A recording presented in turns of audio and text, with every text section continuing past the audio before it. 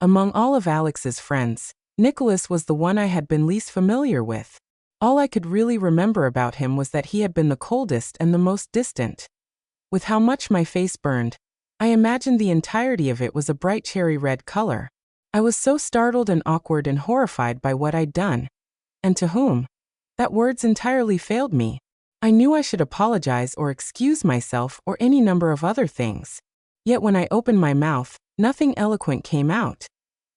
Nicholas, seemingly recovered from his own shock, narrowed his eyes at me. Who are you? He didn't remember me either. At first, a rush of relief washed over me. However, almost immediately following it came a burst of irritation. Nicholas was far too haughty to recognize the commoner stepsister of his friend. This annoyance finally allowed me to find my voice. We were just playing truth or dare, I said. Sorry. Immediately, I turned around to get back to my table with Annie. Before I could take one step, however, a different man placed his hand on my shoulder. Holly.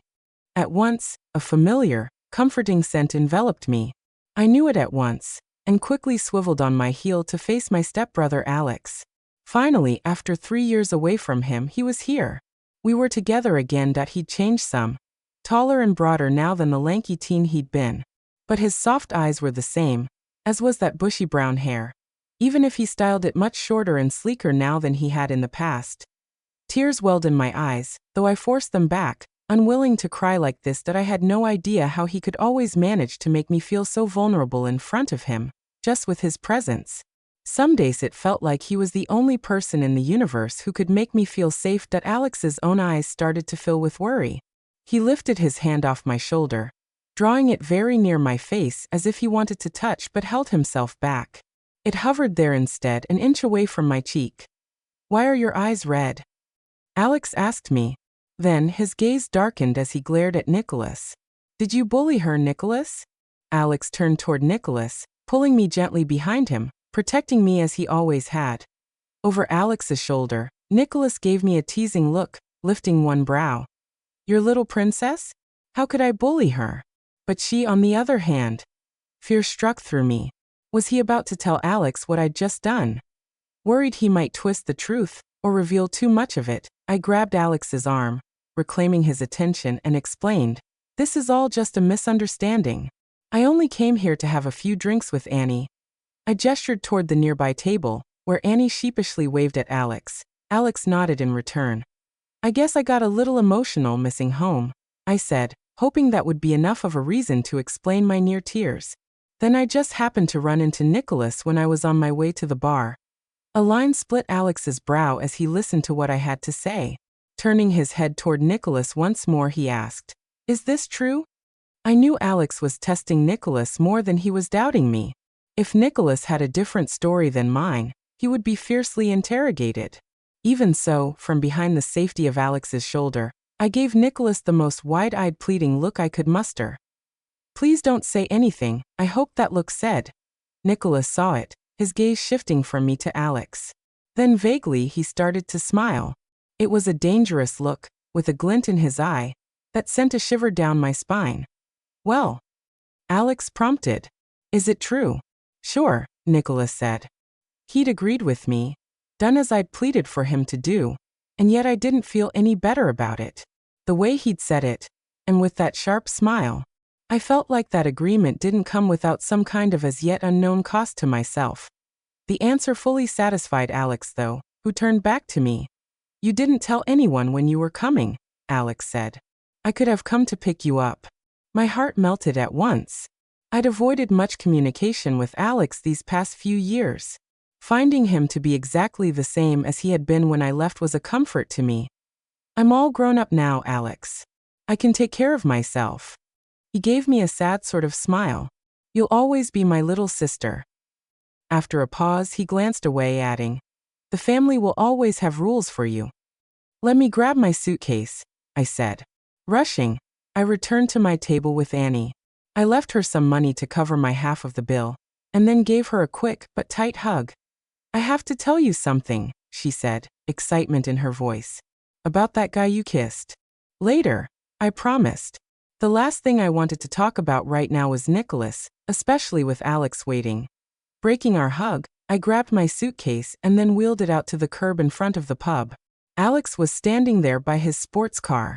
I was pleased to see Nicholas had already departed. After Alex packed my luggage into the trunk, we both entered the car, with him behind the wheel and me in the passenger seat. As he pulled out into the road, we were quiet. I had so much I wanted to tell him, but I didn't know where to start. I was also unsure. Since the scandal, I felt like I always had to be careful what I said to Alex anymore. So, Alex said, breaking the ice building up between us. How was it? Studying abroad. It was okay, I said. The timber pack, where I had been sent, was one of the northernmost packs of the continent. It was bitterly cold there, even in the summer, and so very quiet. Beautiful, certainly, with year-round permafrost, but also very isolating. I was certain that the location had been specifically chosen as part of my punishment for the scandal I'd caused. You barely contacted me at all, Alex said, his voice soft. Oh, well, I was so busy all the time. I lied. Glancing out the window, I added, I'm not a little girl who can keep depending on her brother. I'd wanted to contact him every day. In fact, my phone contained countless messages I had wanted to send to Alex, but I'd always stopped myself, never sending more than a few updates now and then. Anything else would have raised suspicion. Alex hummed, seemingly dissatisfied with my answer. He didn't push though. Instead, he changed the subject. What had you been talking about with Nicholas? At once, the memory of the kiss flashed through my mind, and I fought back another blush. At the same time, my phone buzzed with a message. I tapped the screen to see the message. It was from Annie. That guy you kissed is a local celebrity, a celibate heartthrob, and the youngest professor at the academy. Immediately, I clicked off the screen, not wanting to see any more. Well? Alex asked, still waiting for his answer. Nothing important, I said. I just apologized for running into him. Alex didn't say anything more about it. When we reached the family estate, pulling up the long driveway to the mansion, I spotted Mom and my alpha stepdad waiting for us outside. My mom's smile was grim. Even after Alex parked and I exited the vehicle, when Mom pulled me into a hug, I could feel the tension in her body. She wasn't happy to see me. Welcome home, she said, but the words felt cold. Later, when I had finished unpacking in my old room, I stepped into the hallway and accidentally overheard Mom and Alpha talking. You never should have let Alex pick up Holly alone, my stepfather said unhappily to my mom. They have to avoid suspicion. I didn't know, Mom replied, my heart sinking. I turned away, ready to hide in my room until I was called for. As I closed the door, I overheard a bit more. Mom said, at least she doesn't know what's been going on.